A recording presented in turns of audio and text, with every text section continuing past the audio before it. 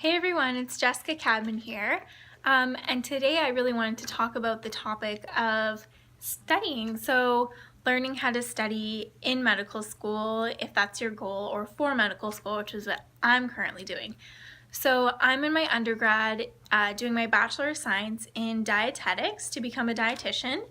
And I have one semester left of school before I graduate, which is super exciting.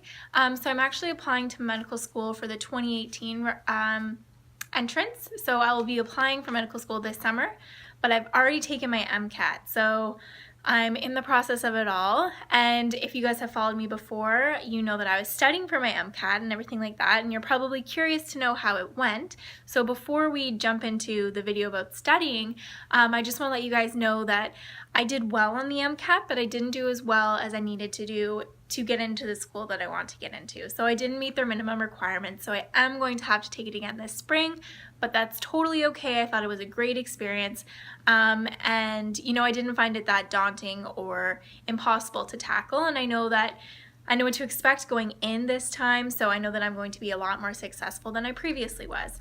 So that's just a little side note here, because I know people are probably wanting to know how that all went. So yeah, so just so you guys know, I will be taking it again, and I'm not really disappointed or upset about that or anything. I kind of expected it. So yeah, so to start our topic today, I'm going to give you guys some pointers and tips to studying in your undergrad and university, or for whatever program you're doing really. Me personally, I've been studying a lot of sciences, so these tools may be more applicable to sciences, but I think that they could really overlap and be applied to other studies as well. So it's going to be more of like a general study guide to what I do to be successful in my study. So just to give you guys a little bit of background as well, I am an A/A+ student, so I do reach like the mid-high 80s and then the mid 90s to the low 90s normally is what my grades are. So I had a 4.2 GPA last year, so that was pretty good. So I really think, just so you guys know that I'm credible, I think that my studying has led to a lot of my success, and has allowed me to get the grades that I have gotten. So just a little side note there to know that the information that you're receiving is credible and it does work. So one of the first things I want to talk about is understanding the material that you're learning. So what I always do when I'm studying for a course, for a midterm or for an exam, is I read the material. And honestly, like a lot of times I don't read the textbooks. I'll read like the lecture slides that the professor has, because I find that's the information that they find to be important. So I'll look through those, I'll take notes while I'm reading them. If the professor is someone who tests more on the book, then I will read the chapters in the book as well, but you kind of figure that out as you're going along in the semester.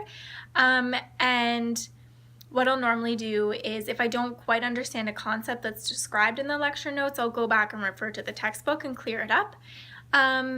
So that really helps. I think that's like the passive way to study.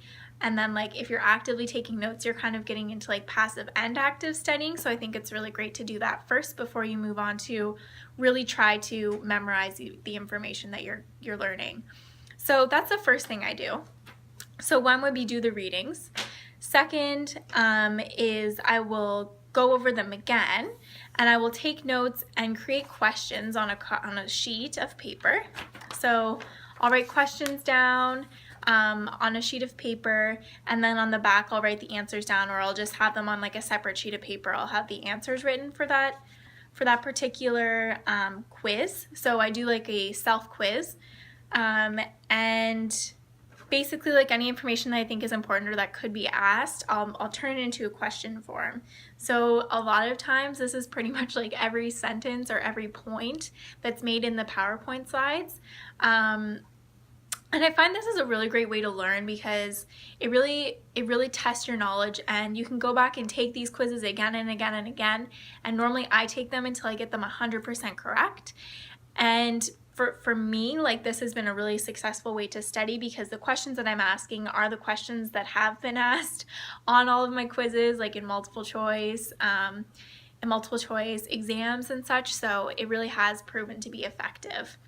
Now, thirdly, I want to note that if you it's really important to understand the concepts. And I know that a lot of science is just like you have to understand the concepts like to an extent, but a lot of it is just memorizing the words. Like if you look at anatomy and physiology, you have all these funky words and you're like, how do I memorize this? Or I don't actually know what this is, but as long as I know the word and this, blah, blah, then it's fine.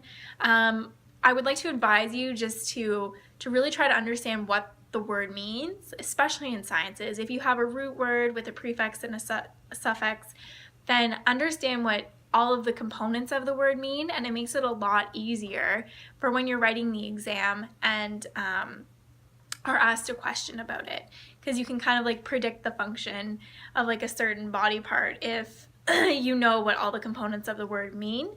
And then another thing is to look up all of the words that you don't know in a dictionary. And I know this can be very daunting and a pain in the butt, but it really does work, and it helps you to feel more confident in the content that you're reading and in answering the questions. So I don't know if this has ever happened to you guys, but sometimes I'll read something, so an article or something that my professor has posted online, or even the textbook, and I'll read the whole entire page or maybe 3 pages, and I will stop and I will be like, okay, wait, like I don't remember anything that I just read. Okay, so it's interesting because I learned this actually from a study course that I went on, is that it's because of the words you don't understand, so misunderstood words. And all you have to do is literally look the word up in the dictionary and create sentences with it to get you comfortable with using the word, so you know how to use it in context, and then you'll remember the word and you can go back and reread it again and you'll understand all the concepts that were there that you missed the first time around. So that is a huge trick, especially in, sciences. I'm talking all about sciences because that's what I'm in, but in science there are a lot of big and daunting words that you just don't understand. So clearing those up from the get-go helps you to be more successful in understanding and connecting the concepts and seeing the relevance of it all. So that's vital, guys, and I'm telling you, that has been like a huge component of my success in university, and it's something that I think that everyone should do.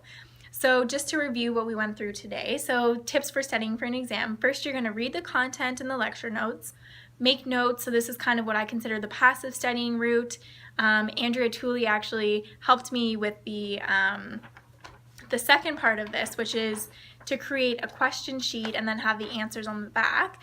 She's also a fellow YouTuber who is she's a doctor now, actually, so follow her if you haven't. That has really helped me. So secondly, creating a cheat quiz with the answers on the back, and keep doing it until you get 100%. And you're almost guaranteed to be really successful on your exam that way, because you'll have a good idea of what the questions will be. And then third, look up misunderstood words. And maybe this should be the first thing that you do, because when you're reading everything, you should really be looking up the words as you go so that you understand the concepts and how everything interconnects and stuff. So guys, I think that's everything. Those are the main tips I have for studying for an exam. If you guys have any questions or have any suggestions for future videos, let me know. I'm open to anything. I'm probably going to be doing another video about studying for the MCAT, just because I feel as though I need to do that to clear some things up about the first time I took it and what I'm going to be doing differently this time. So stay tuned, follow me if you haven't already, and like this video, and leave a comment or question, and I will talk to you guys soon. Okay, bye.